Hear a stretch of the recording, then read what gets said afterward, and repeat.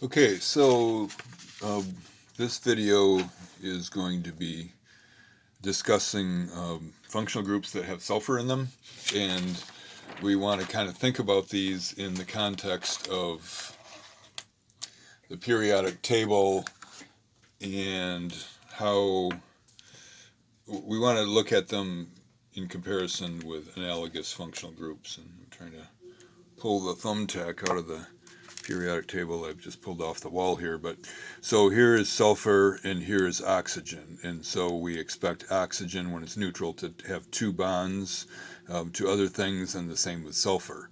So what's the difference between these two? Well, sulfur is bigger, sulfur is less electronegative, and so the bonds between carbon and oxygen and carbon and hydrogen are going to be stronger than the bonds between carbon and sulfur and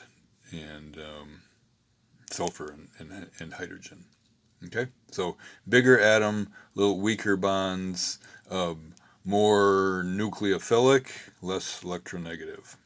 Okay, so let's start out with the analogous compounds. If we have an ether, let's draw a simple ether here. This is diethyl ether, and then if we replace that oxygen with a sulfur, then we end up getting a sulfide. And so this is simply naming it the same way, diethyl space sulfide. And so, yeah, if we had an ether that had an ethyl group and a propyl group, then it would be alphabetically ethyl space propyl space ether. And same thing with the sulfides, ethyl space propyl space sulfide. So that's the comparison there. And then if we have an alcohol,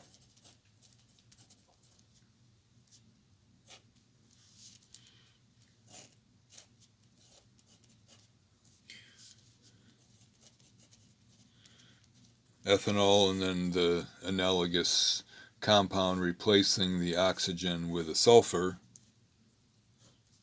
is a thiol. This is ethane. Keep the E, thiol.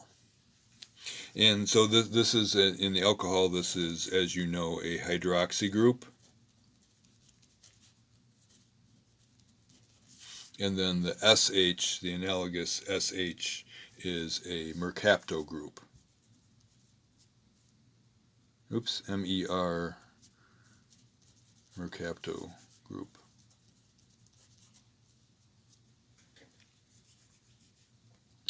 And this ethane thiol is actually put in natural gas. If you have a gas leak and you smell something, it is not the gas that you smell. You can't smell the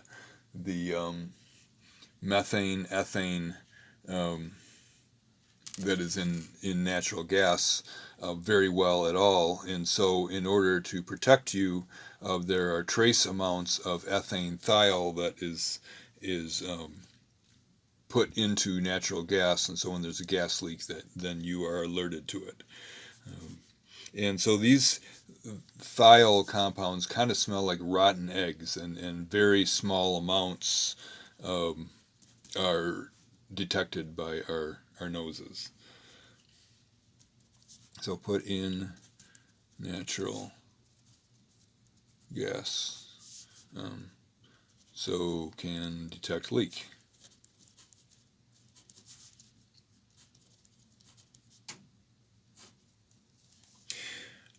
Couple compounds that have these functional groups in them, if we're thinking about the sulfides here. One of the essential amino acids, methionine, has that particular functional group in. So let's draw So an amino acid has an amine group and a carboxylic acid. That's where the amino acid name comes from, and attached to the first carbon after the carboxylic acid is the amine group, and so these are called alpha amino acids, and then they all have a hydrogen here and then some other group, and so this particular amino acid, which is known as methionine, has a sulfide functional group, and so we've got a couple methylines here,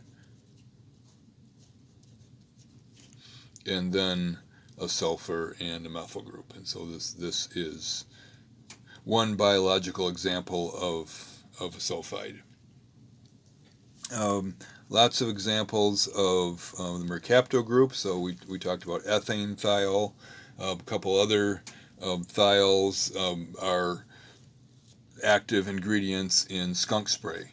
So if someone runs over a skunk and a week, 2 weeks later, you drive by and you still smell the skunk.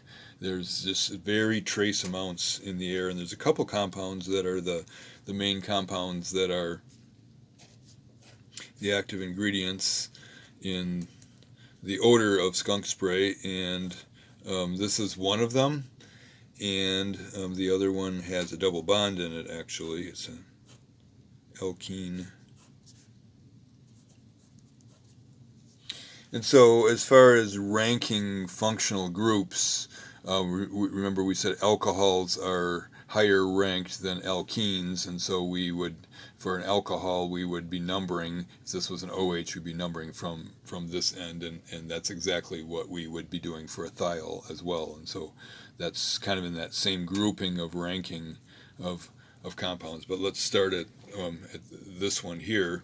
We have a thiol, and we're going to name it like an alcohol, except instead of, we're just going to add the E on there and put the thiol there. But so we're going to number it 1, 2, 3, 4. So this is butane thiol, and that is 1 butane thiol, because you have to tell where the position is of the SH. And then we have a methyl group on there. So we have 3 methyl, 1 butane thiol.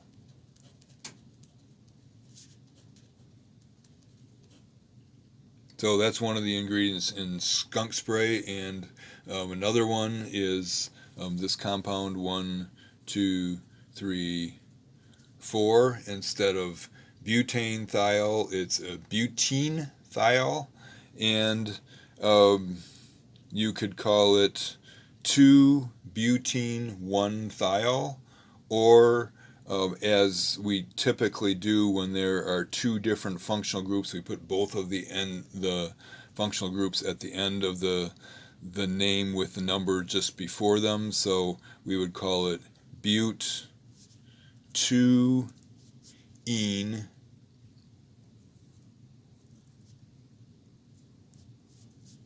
1 thiol.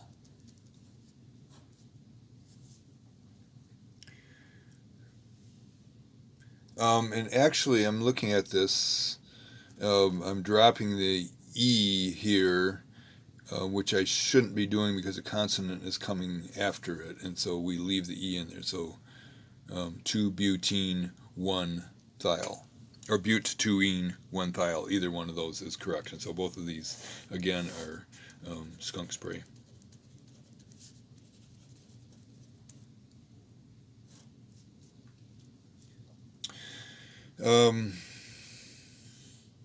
Okay, so we'll pick up in the next video with one more amino acid, an amino acid that has the thiol in there, and we'll talk about how that amino acid is important in perms in your hair.